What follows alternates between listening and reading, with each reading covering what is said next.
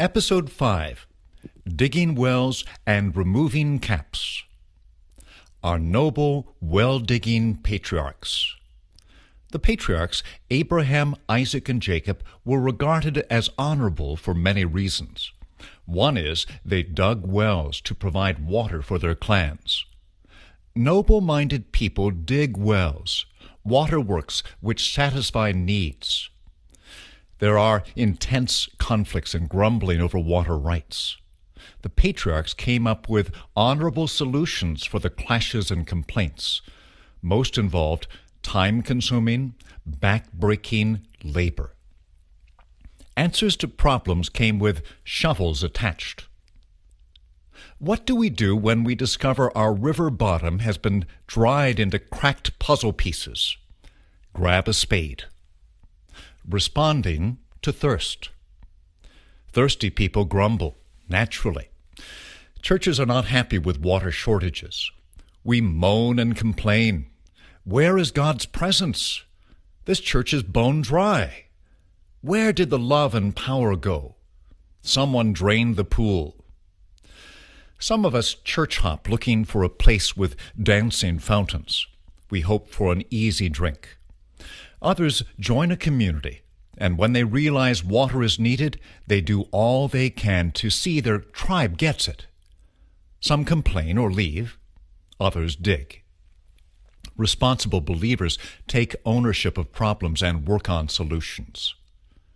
Sometimes responding to the Spirit is a cinch. We cannonball in, swim, and frolic. When rivers go dry, people dig wells. They think this is preferable to dying.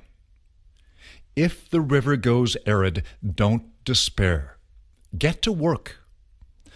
You remember Jesus saying, "He who believes in me, out of his inmost being will flow." The work of faith produces flow. Digging wells is also done by faith. I visited southern Israel near Beersheba, the well of the oath, and saw a hand-dug well.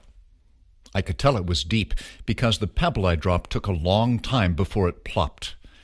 It must have been hard work. If you live in a place with a handful of inches of rain a year, you dig or die. Don't whine if you don't sense the presence of God. Get digging. Dig via hope and humility and intercession and gain water for your clan.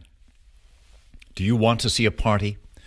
Dig a well in a barren place where people walk miles for water. We were part of a well drilling project in Kenya. What a party they had when water started pumping. Many churches do not feel like partying. Who wants a dehydrated fellowship? Some dread going to worship service, fearing the next one will be as dry as the last. Our neighbors and people in faraway places are waiting for us to confirm that Jesus makes good his promise of living water. They try drugs, entertainments, and whacked-out philosophies to satisfy their thirst. They despair that real drink can be found. You have their answer, but it may require digging. The well at Beer. During the wanderings of Israel, they dug a well. We get a snatch of the story in Numbers 21:16 through 18. From there, they continued on to Beer, the well where the Lord said to Moses, "Gather the people together, and I will give them water." Then Israel sang this song, "Spring up, O well, sing about it, about the well that the princes dug, that the nobles of the people sank, the nobles with scepters and staves." The mark of nobility. Those that accessed water for the community were not commoners. They were nobles.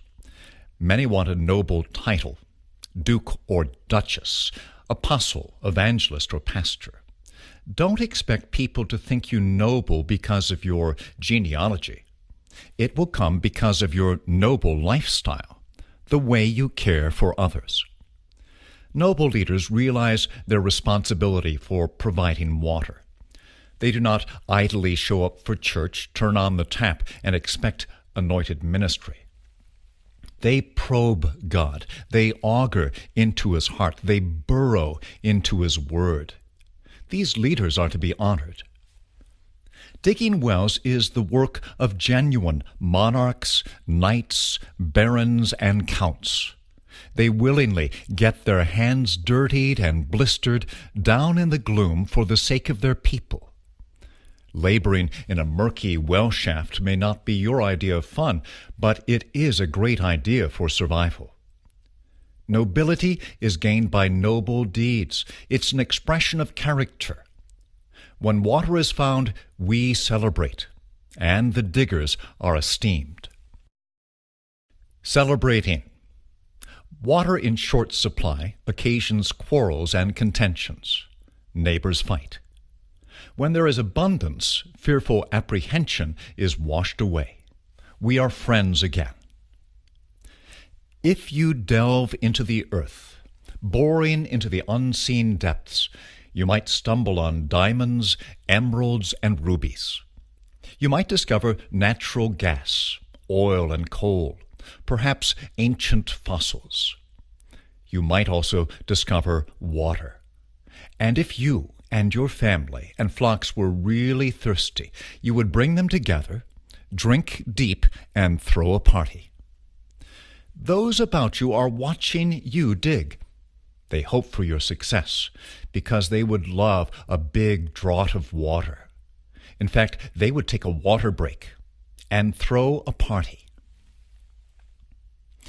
Jacob gets the lid off. Jacob fled for his life. His brother literally wanted to kill him. He came to the distant land of Padan Aram, where shepherd girls were waiting to water their congregation.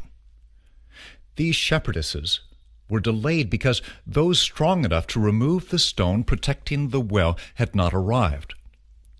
When Jacob saw Rachel, daughter of Laban, his mother's brother, he manhandled the stone from the mouth of the well and watered the sheep. Several people were needed to move the stone, but Jacob single-handedly removed it. Jacob was tough, the kind of guy who wrestles angels. By the way, he later married Rachel, who was probably swooning. My, he is so strong and handsome. Getting the cap off. Many believers have perfectly fine wells with lots of water, but their wells are capped. They cannot access the water because heavy weights block the opening. Those caps may seem so immense, it appears a Herculean task to remove them. We can help one another get the caps off. If you or your friend feels a restriction in experiencing the Father's love and power, see if one of these caps needs to be removed. Unbelief. God is not interested in me. Fear. I dread the future. Pride. I must look important. Presumption. I can do it my way. Hard-heartedness.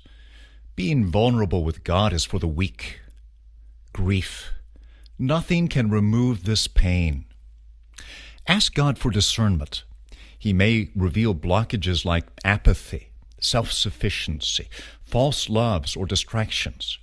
He will show you how to remove the blockages and access the water. Remember, God's plan to get the lids off may involve other brothers and sisters. Perspective on ease and hard labor. We are grateful for times where accessing water is a breeze. This is the grace of God. There are other times when we need to dig and the labors are difficult. This is also the grace of God. Look for the Lamb standing beside you in the well shaft. Out of a river or out of a well, we access waters by faith. Whether it comes easy or with toil, we trust in God's generous provision. There are times we must dig. May it prove our nobility. A great bridge. In May of 1995, I had a dream that would get on my top 10. I suddenly found myself standing on a gangway 100 feet over a large suspension bridge.